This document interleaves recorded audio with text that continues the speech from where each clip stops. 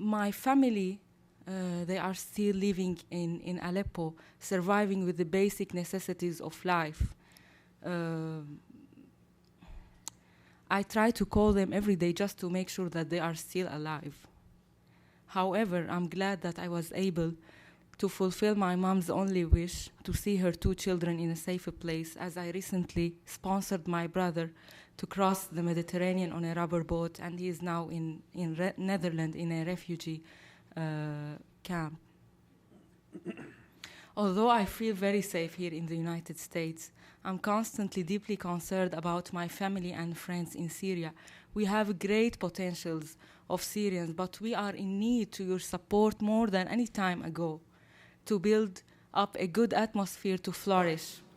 My best friends in Syria are architects and doctors, but their future is full of mystery, and their lives is threatened with death daily.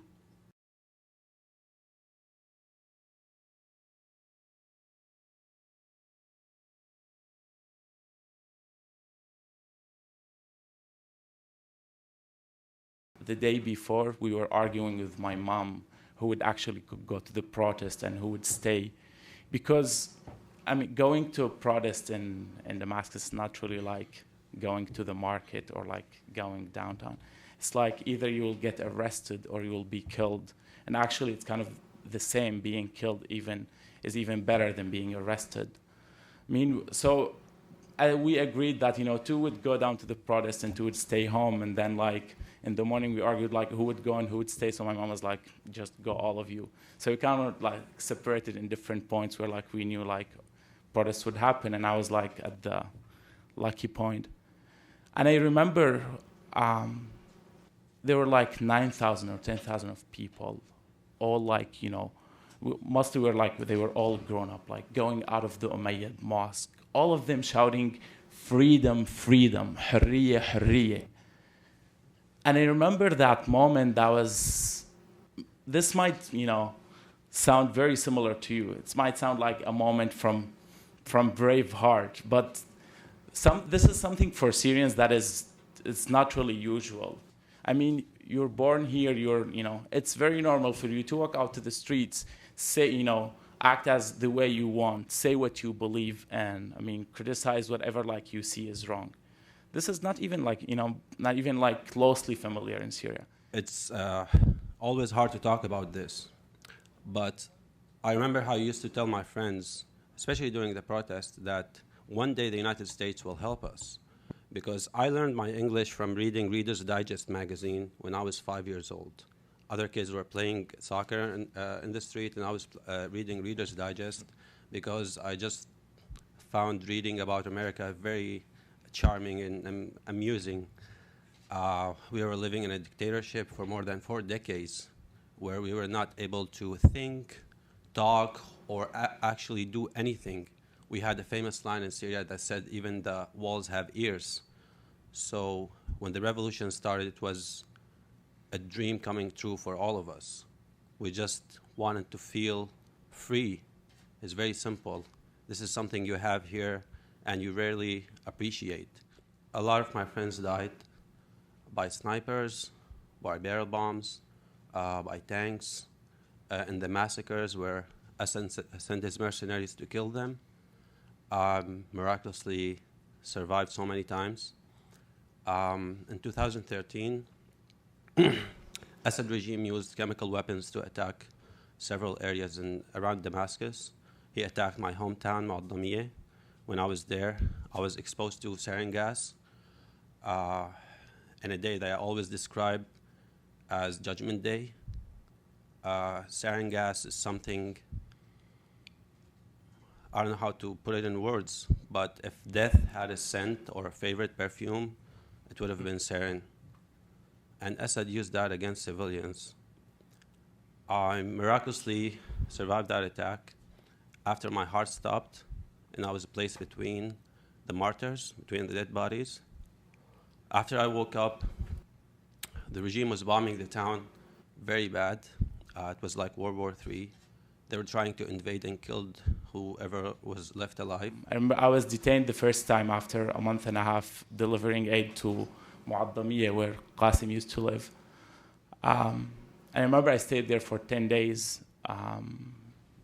And the main thing, don't want to disturb you with everything happened in there, but I remember the main thing under torture in Assad prisons, the only thought that I had in my mind that whatever happens here, here or after I leave, the only thing what is important right now is actually not to let anyone to be in the same position where I am right now. No one should be under the lashes or under electricity, and being tortured by those people, because it's not something that any human can handle. I would say the vast majority of Syrians are not terribly hopeful about what's going on now. I think every time there is a new statement from the administration, the regime and Russia and Iran look for only two words in the whole statement, which is political solution, or there is only a political solution. So, I mean, they strive to perpetuate this status where the U.S. is not actually enforcing a transition, or it doesn't have to be only the U.S., but there is no international will to enforce a transition. And as long as the strategy is to just look Putin in the eye and wish that he would feel the pain of Syrians and pressure Bashar himself, this is not going to go anywhere, fortunately. A few years later, with all the destruction, with all the death, there is nothing more disheartening to someone who's been living in America for 6 or 7 years to see this convergence between the right and left on basically calling Bashar al-Assad the lesser evil. This is incredibly unfortunate, and it's quite antithetical to everything that America stands for. People on the right seem to forget how much they uphold freedom as their cornerstone value. And people on the left, progressives, make regime change to be a dirty word when change is the cornerstone of being a progressive, and when the regime is a genocidal, brutal regime that we have not seen the likes of which since probably World War II.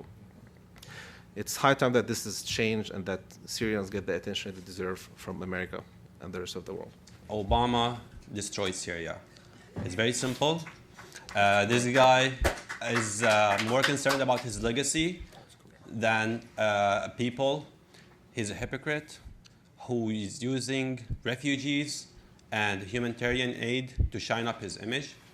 The simple facts can say that if Obama acted in 2011 or even 12, it would have been very simple in Syria. Life would have been very good. Assad would have stepped down. We could have saved the country, saved lives, stopped ISIS from growing. What's going on right now in Munich is a joke, sad joke, unfortunately, because people are dying because of that joke.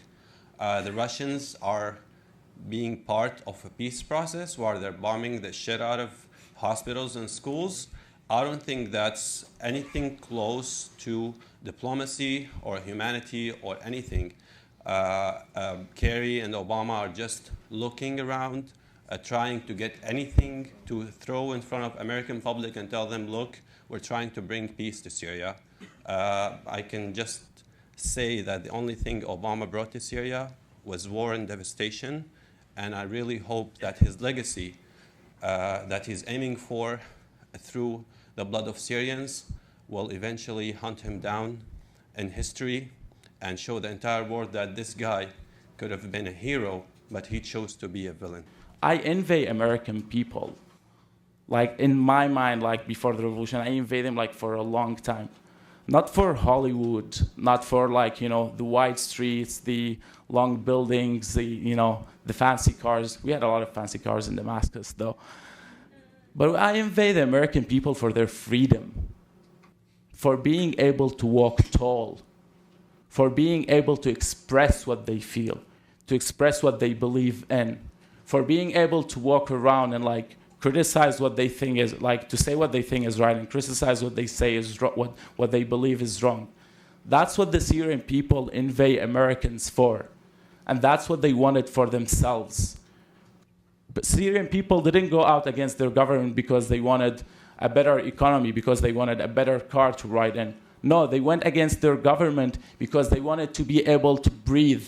They wanted to be able to say that this is right and this is wrong. without being tortured to death.